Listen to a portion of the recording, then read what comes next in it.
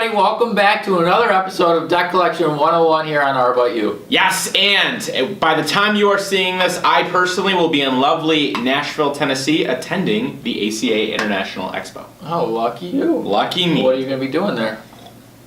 Well, I will obviously be attending the ACA, so we'll be getting some great industry knowledge. Oh, okay. Wonderful. And finding time to attend what is called a honky-tonk, which is apparently a country bar, which I just learned recently. Oh, okay. Cool. So, if you're not going, you should be going. Absolutely, always Why? going.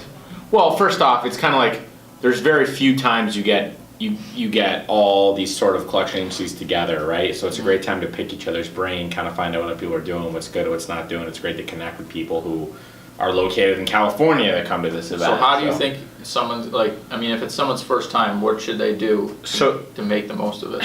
Here's the trick, and we take advantage of this all the time. The secret's out now. I know what the first thing they should do is. Okay. What's our booth number? 529. They should visit booth 529. Stop by booth 529, you'll get the most out of it. That'll probably be the most valuable experience you can get. For sure. The second thing is, and this is key, if it's your first time, they actually have a first time attendee. Oh yeah.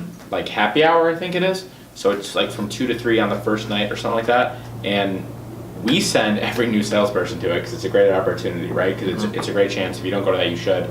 It's like all the new people get together and they talk about what to expect and how to handle it. And it's a great time to like meet someone, right? So the problem with a lot of these events is you're on your own. Yeah. So you show up these events, you're on your own, you don't know anyone, and you just kind of get lost in the shuffle. But these like first time attendees, it's like a group of people who are also on their own. It's like, oh, now I got a buddy to attend these with, and it makes it a lot easier. Right. And from our perspective, it's obviously great to meet these people. Yeah.